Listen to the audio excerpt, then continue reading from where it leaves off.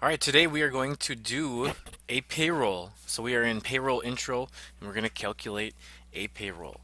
So in looking at our document right here, uh, you're going to notice some terms like gross pay, net pay, Social Security, Medicare, federal withholding, and net pay.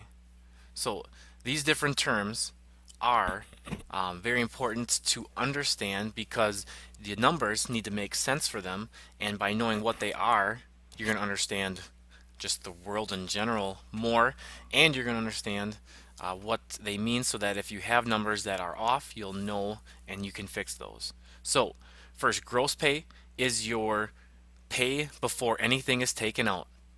And so before any expenses, before any deductions, before any taxes are taken out, that is your gross pay. If you can think of it as it is gross, it's EWE, you can't touch it because you don't get to keep all of it. You haven't taken away other things that might need to be taken away, like expenses, taxes, deductions, things like that. Social Security is a tax that comes out of everyone's paycheck. It is a payroll tax. It is for people when they retire, when you turn, I think, 62 to 60 something in that range, and you pay into it for a long time, and then you get to take out, depending on how much you paid in, or based on how much you paid in later in life, as a basically retirement fund. Next one, Medicare, is something that funds health care for people who cannot afford it. And then the federal withholding is just that the federal government takes out money for all the things that it does. And it is usually not done as a percentage like we'll do it here. It is usually done in a table, all based on how much it is. But we don't have the ability to do that yet. So we're going to use a percentage, a rounded percentage. And the last one, net pay. Net pay is another word for it, another nickname, as we have here, is take home pay. It is after everything is deducted, taken away, that needs to be taken away, how much is left over? How much do you get to keep? Take home pay, meaning how much is the check written out for? Because every time that you receive your check, as long as the employer has taken out these deductions, it is your net pay. It's how much you get to take after. All right, so we have them in this order, and other documents will scramble them to make sure you fully know what they are. But in here, we're going to calculate gross pay, and just to look at the jump to the rates here to update ourselves, and I just updated these as of today, and they can change over time, and maybe they will change over time in the next few years, or maybe they'll eliminate them or add them or add others. But if you just search Social Security rate US, like I previously did, and Google does have a snapshot here from, it is from the IRS, so I'll take that as somewhat reliable. The current current tax rate for Social Security is 6.2%, and so that's for the employer and the employee, and here we're doing from just one side, and then 1.45% for Medicare. All right, so that's where I have these from. They might change over time, but we're going to go with those for right now. Now, gross pay. We want to make a formula to calculate these, so equal sign, and it's just going to be, and this is important to know, hopefully you do already, but if we're going to calculate it from your hourly rate and the hours worked, you can just multiply them out. So we can go C17, shift 8, or your asterisk, and the D7, or excuse me, yeah, D17. We get our gross rate, or excuse me, our gross pay. It's not a rate, and we can fill that down. It'll take the two, multiply the two to the left of it by each other, and so now we know how much they earned overall, but we still have to take out our withdrawals, deductions, our taxes. So from here, Social Security, let's make a formula for that, and so we can go equal sign, and it is all based off of how much you made, and that would be your gross pay. So if someone makes $10,000 in a month, in a 2-week period, then it has to be based on that because it is a percentage of it. So we have to take the gross pay, and we can multiply that by In this case, we're doing Social Security, so we can either type it in here or we can click onto this cell. And let's go from this cell because it's more difficult and that'll get us better. So we go from this cell, and now if I were to, like in our previous documents, if we were to fill that down, it doesn't work because the percentage is right here. And if when you fill this down, it would go down because they are not locked. And so I'm going to just go back into this formula and lock the I6 onto the cell it's in. And so putting the dollar sign before the 6 because the row slides down, we have to lock it into its row. You could lock both for good measure, but only need the row. So now I'm going to hit enter and fill that one down.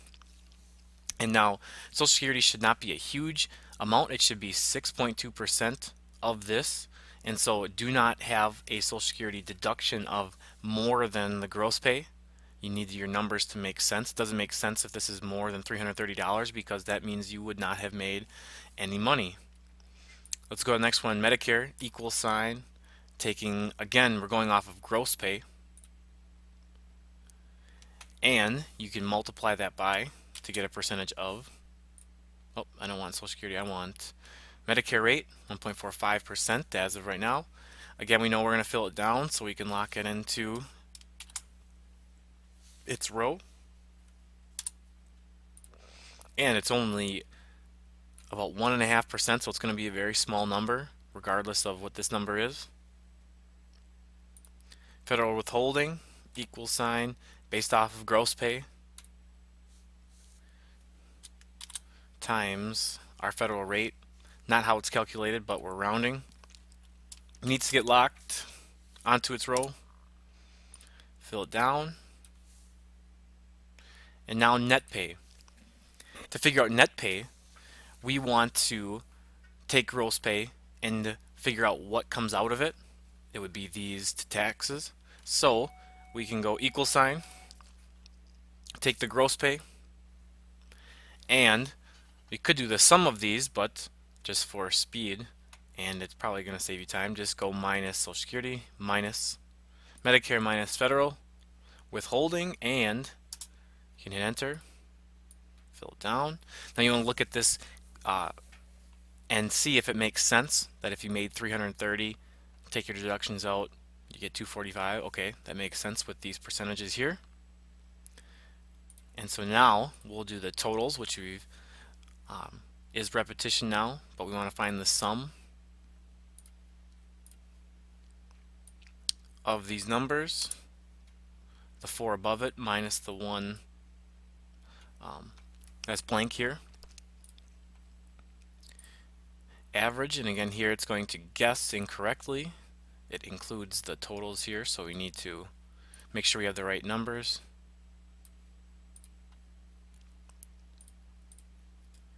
Highest is max. Get it the right numbers.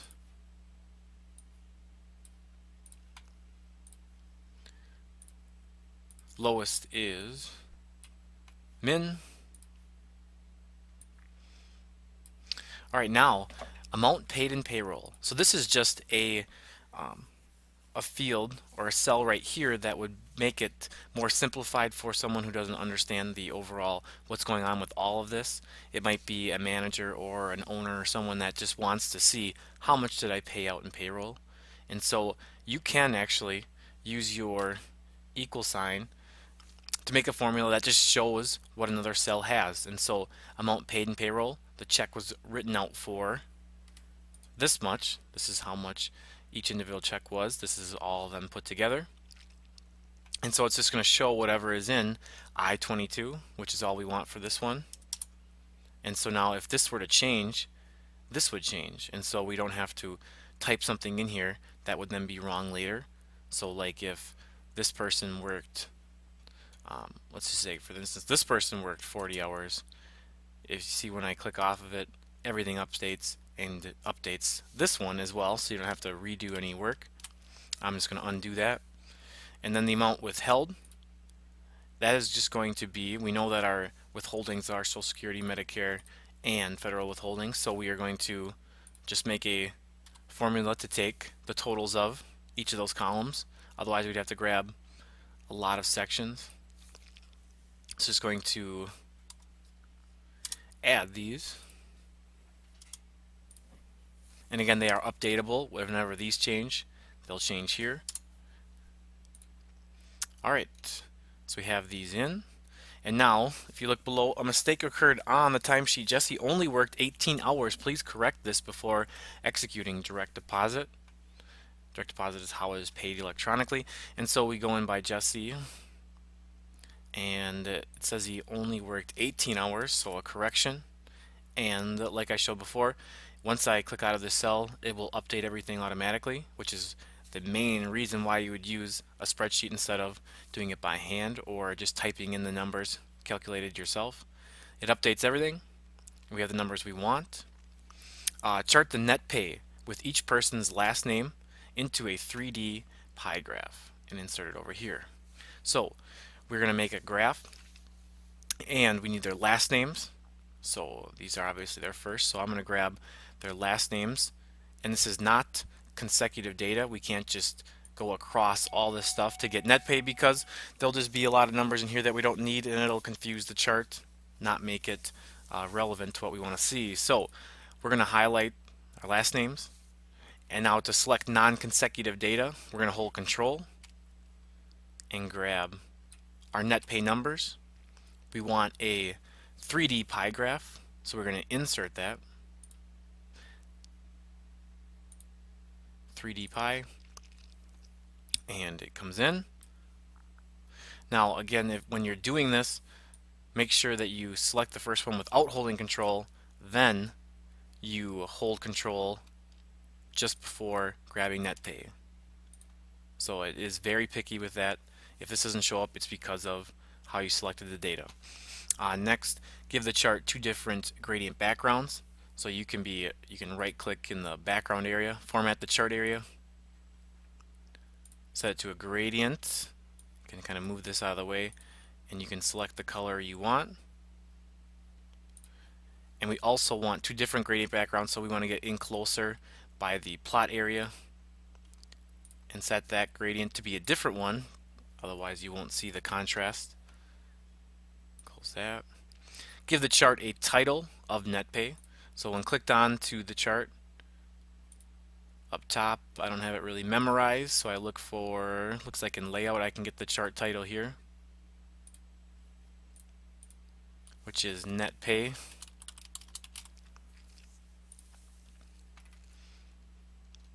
And it looks like I have everything in. So good luck on your assignment.